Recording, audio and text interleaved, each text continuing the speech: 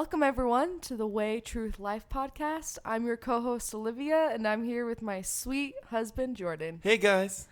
Thank you all for taking time out of your day to listen to us in part 5 of the 10 Commandments. We're wrapping it up today, and so we really appreciate you just taking time out of your day to go through this mini-series with us, or even if you're just clicking on this, we appreciate you doing that as well, and so thank you. Yeah, and make sure to like this podcast, share it with everybody that you know, and follow us on socials. Before you do anything else, go ahead and pause and do that, and then come right back. Mm-hmm. Welcome back. Welcome back. So, all right. It's good to be here, and it's good to wrap up the 10 Commandments. I never would have thought that this would be such a blessing for me to go over. Yeah, how so? And to review.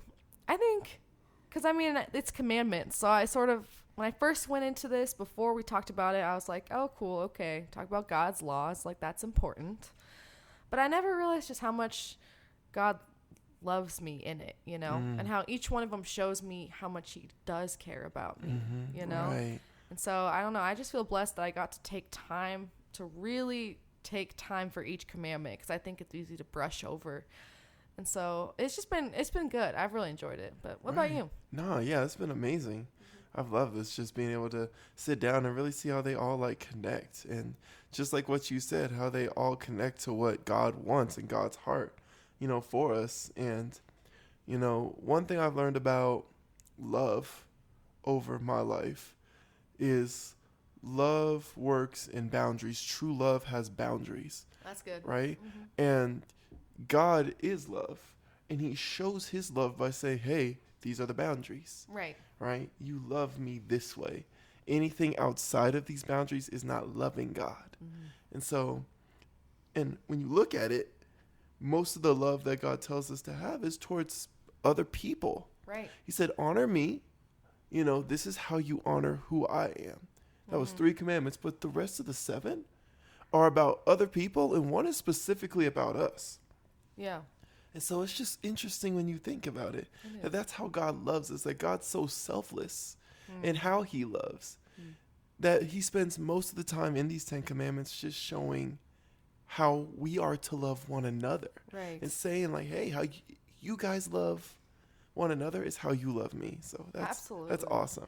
That's cool, because it shows how important his, you know, we talked about this in another episode too, but someone's commandments or rules, they show what's important to that person. Right.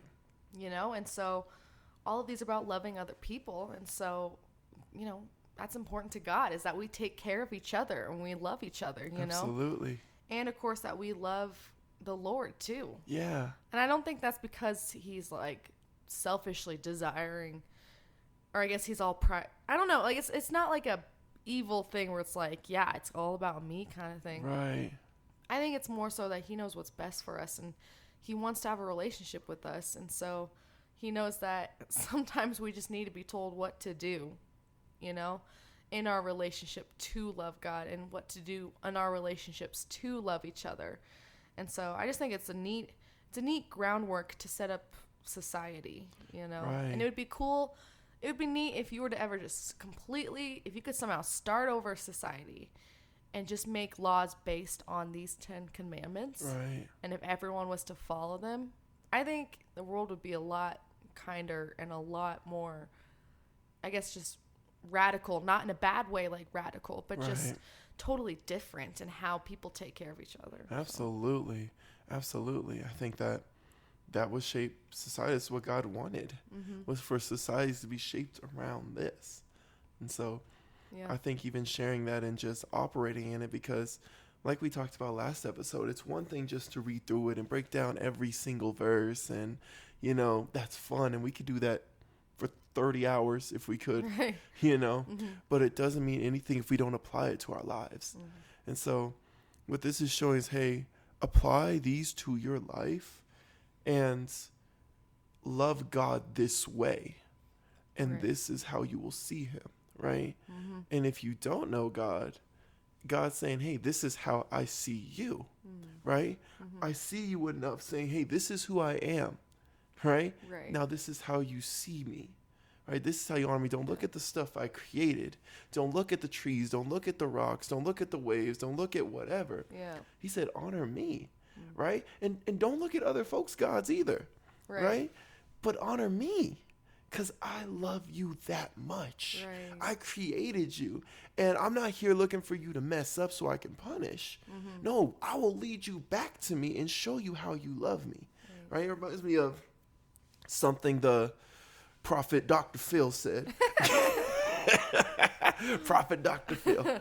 But he said, you teach people how to love you.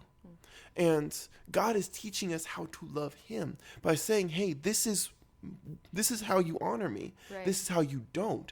And when you don't honor me that way, then, hey, there's a consequence with that. Right? And not always because I'm looking for it to punish you, but there's a natural consequence to everything that you do. Right. So that's good. So let's go ahead and hop right in then. Sounds good. All right. This is Exodus chapter 20. And we're reading the last commandment, the 10th commandment. And this will be the last episode of the series. I promise. I don't think we have anywhere else we can go from here. We've gotten all 10. But here's the 10th commandment, right? It says in chapter 20, verse 17, you shall not covet your neighbor's house.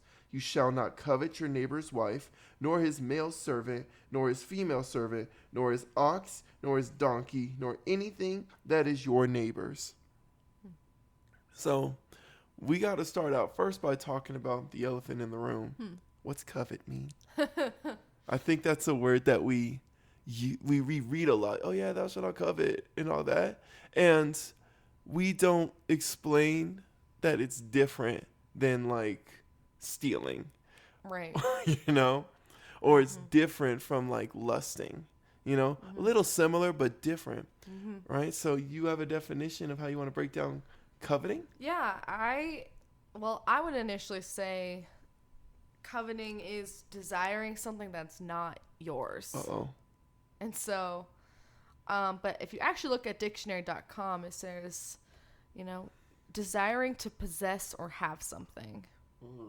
It's a possessive desire. But when you look at a resource that we sometimes like to use, which is the Blue Letter Bible, which is able to tell the Greek and stuff, it says to take great pleasure in as well. It's not just desiring like, oh, I want those fries that you got over there. Right. I don't know if anytime anyone busts out snacks, suddenly it's like, oh, I think I want some of that. Right. It's not that kind of desiring to possess. It's a great desiring for it. And so we don't really use the word covet a lot, which is kind of funny too, I think, because it just shows a lot about what's important to America in our culture. And our culture, wanting other people's stuff isn't seen as a bad thing. It's kind of the status quo. Like, if it was, we would talk more about coveting, because coveting has a negative connotation. Normally, it isn't a good kind of wanting someone else's, like wanting. It's a wanting someone else's things and to keep for yourself, And so it's kind of interesting that it is an old word, because if it was a common word, then it would kind of show, okay, people are trying not to want other people's things. Right. But instead, it's an old word, because people don't find a problem in wanting other people's stuff. Right. And I think the question that I would have to ask you is probably some questions that people would have. So what's wrong with wanting like things that people have? Like, what's wrong with seeing someone drive by in a nice car and me wanting that? What's wrong with seeing somebody in a nice, healthy family and me wanting that? What's wrong with, somebody who has my dream job and I want that? What's wrong with that? That's a good question, because I think, it's a feeling, and it seems like, well, it's okay to want it. But I think the deeper thing with this, personally, what I think is that it's a wanting something that turns into jealousy. And it's a kind of desire where if I don't have it, I'm not happy. Right. Right. If I can't have it, I'm miserable. If I cannot get it, then everything is terrible and I hate everything. It's okay to want things. It's okay to have big dreams and be like, someday I want to own a house and I want to be able to drive a convertible and do these things. That's great. That's fine. But notice how I said a house. I didn't say someday I want to buy my neighbor's house and do this and that. Right. And I want to drive my neighbor's car, right? Because that's what it talks about, is coveting your neighbor's things. And it's okay to want nice things for your life.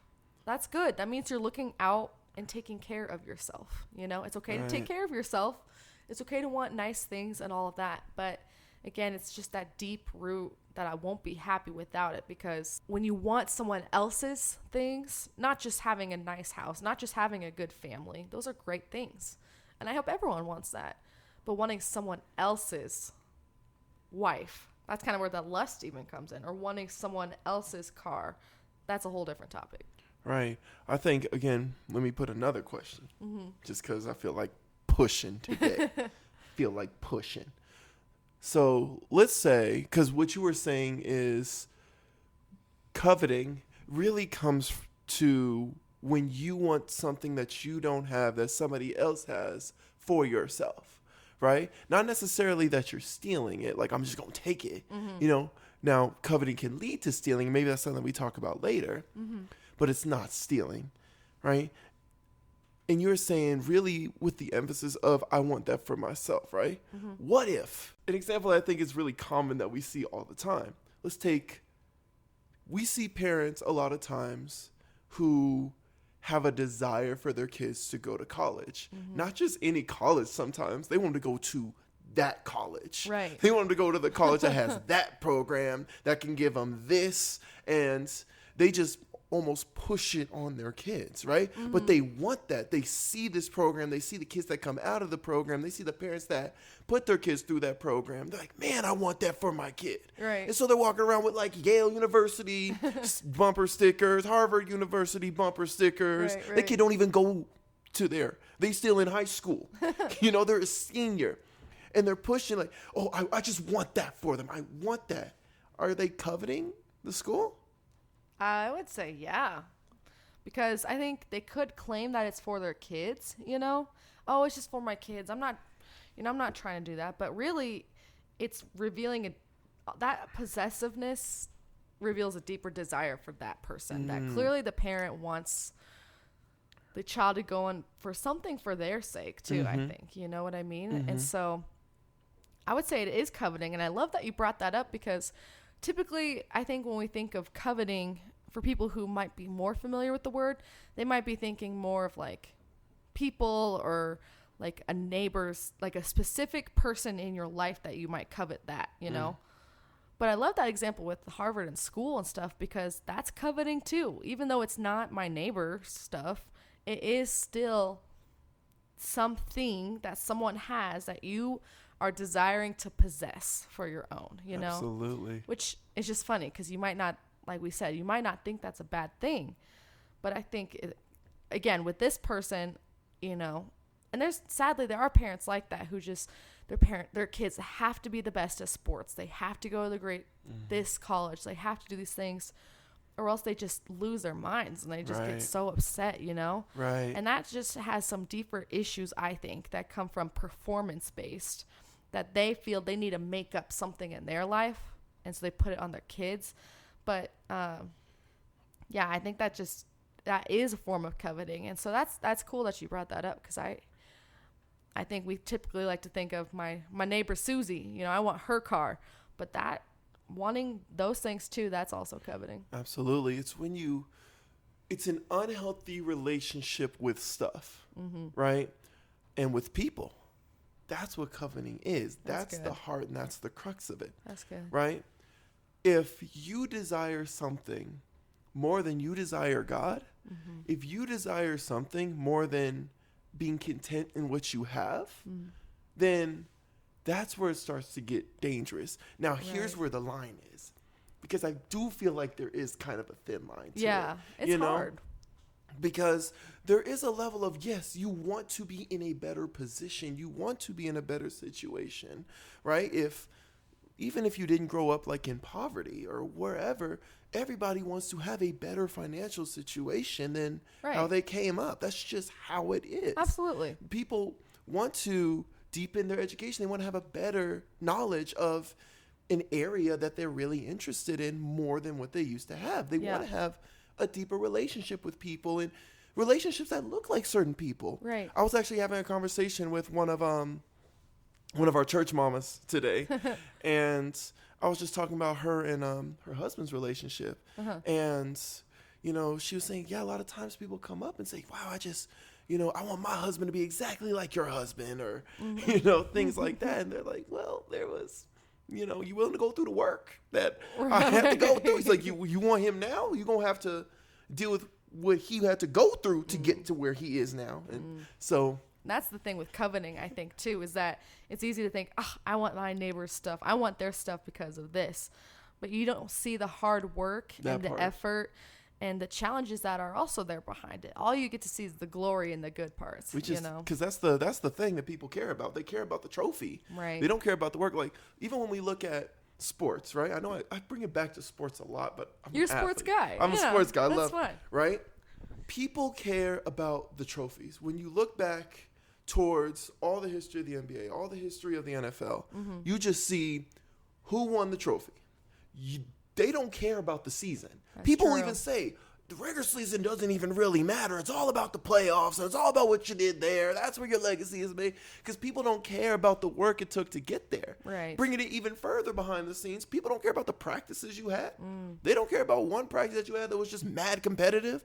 And that helped to really change the direction of how you approach the rest of your season. Right. Nobody cares about that. Yeah. They just care, do you have a trophy? Did you get a ring? Right. You know, because we want the results. We want the marriage that lasts 30 years. We want the friendship that we've had since we were young. We want the job that we can be at for 45 years and love still. But we don't want to go through the work to get there. That's true.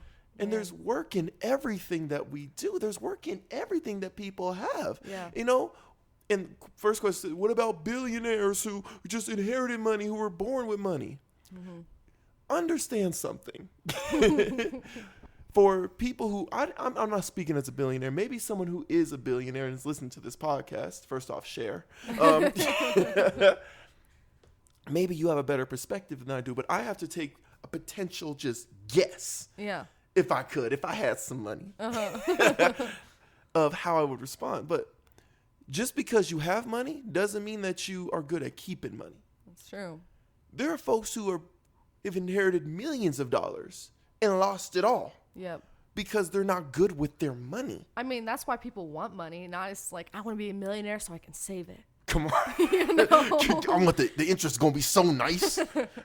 Everyone wants to get money, or people who want money, they want it because they want to spend it. You Right. know? And that takes discipline. And like Jordan was saying too, and even like with money, that's a discipline. It does take hard work where you don't always see the person that worked hard and saved money to afford that house and worked hard and saved money to this. All you think, and that's what coveting is just desiring to possess it for yourself. You just want it. You want to keep it. Right. And even before, I want to finish the point that, you know, I was making too about the people who inherited it, because I think that's important too. Realizing that sometimes people who inherited money, they're inheriting the blessing of another person's hard work. Right. And that's not a bad thing. No. Coveting will make it seem like that's a bad thing. Right? Coveting will make it seem, well, what you do? I'm over here working 3 jobs, you know, all this time, and I ain't got nothing in my bank account. What you do? You were just born? What makes you deserving more than I do? That's coveting. That is. Right? That person, whether it's their father, their grandfather, their mother, their grandmother, their great relative, whatever. It doesn't matter. But what matters is they put in the work to get what they had. Yeah. Right? They did what it took to get what they had. They made the sacrifices that their kid or their generational line didn't have to make. So that they can bless it. That's the mentality we need to have. Yeah. Other than wanting stuff, what you gonna leave behind? Right. Other than looking at the new car, looking at, you know, all this fancy house, what you gonna leave behind? I want that because it's nice and it makes me feel good. Right. Cool. What can your kids have that's nice and that they can feel good about? What do you have that your kids can have that they can use? Right. Because houses fade away, they lose value. right? Cars lose value. They break down. What are you going to give your kids? I think, your generation that can last. That's good, because there are things that are more important than just physical material things, like Jordan's saying, that we need to be investing in and spending time working towards, so that, just like you were saying, but that future generations and our kids and everyone around us can be blessed from it, Right. And I think that's why God makes this a commandment, right. It's interesting. It is a commandment. And I think it's because God does not want us to be lazy people who are just kind of jealous of each other and don't do anything. Well, you're going to have to say that again. You about to the point where I've never seen it like that before. That's crazy. Yeah, because coveting's about laziness. That's crazy. That is crazy. But I guess I feel like it kind of is, though, because you just want to possess something else. It doesn't say you're doing things. And if you are doing things, maybe you're, I don't know, wanting someone's wife, then you're lusting after him. That's committing adultery. Right. Or maybe if you're doing something like, I'm going to figure out how I can just take it in the middle of the night. That's stealing. Right. Or maybe you're like, I just got to get rid of him and then I can have it. That's murder. Like, all of those things God covered in the commandments already. But the coveting, it's kind of like that inaction. You're just wanting something. And it's interesting too, because I think we look at it and we see it as a desire, and on the surface level, it looks like the only commandment about desires. But really, if you've been listening through the podcast and when you look closely, you can tell it's not, because God and Jesus talks about how even like wanting someone in your heart, you're committing adultery. Right. Looking at someone with lust, or if you just are having that hate towards someone, you're murdering someone, And so they're all about that. God wants us to control our desires. Right. He wants us to refocus our desires, And I think we sometimes can think, well, I can't help it. I can't help that I want that. I mean, it's really cool and good. And yes, I'm just going to keep saying neighbor, but obviously it's just other people in your life, right? Or things in your life. But what your neighbor has is a good thing. Absolutely. Right. Like we've been saying, those are good things. Nothing inherently wrong about that thing. Right.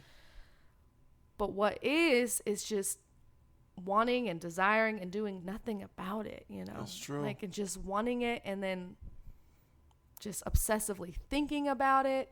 Instead, God wants you to be able to focus your desires on other things. Instead of wasting your time daydreaming about your neighbor's car, what if you were daydreaming about how you can make the world a better place? Right.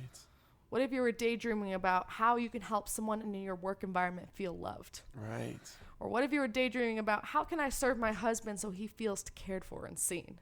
Right. Like, if we could change our thoughts and change our feelings about other people and just in general, it would help so many people. And I think God is wanting us to do that. And that's a challenge. It's hard, And that's why with like murder and adultery and stealing and honoring your father and mother, it all requires you and forces you to stop and look at yourself and think, what am I thinking about? What am I feeling? And why? Right. Why am I doing that? Because I think God wants us to find healing in him. Absolutely. And I think part of the commandments is to point us to healing, realizing, oh, I actually do have a hard time honoring my father and mother because of this hurt. Or, you know what? I have a hard time just truly, honestly not lusting because of this. It really forces us to stop and take a look at ourselves.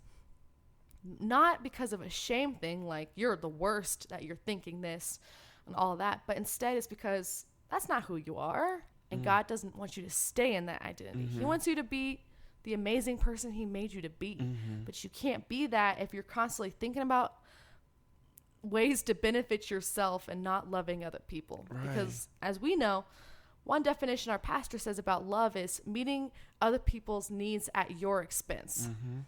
Well, you can't you can't meet your own needs at someone else's expense. And that's what all these commandments are. Right. And we know the greatest commandment is to love the Lord your God and to love each other. And so you can't love if you're doing all this stuff. Absolutely. And I think it comes back to what you've kind of been talking about, is that when you covet things, when you want things super deeply and you're focused on wanting things super deeply, it changes the way you think, right?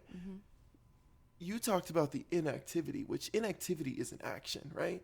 That's true. All your thoughts lead to actions, no matter what. That's a good point. Right? Yeah. Think about it. If you sit there and you think about just your favorite meal, you're probably going to eventually get hungry and get up and get some food. Right. May not be the meal, but you'll probably get hungry and get up and get some food.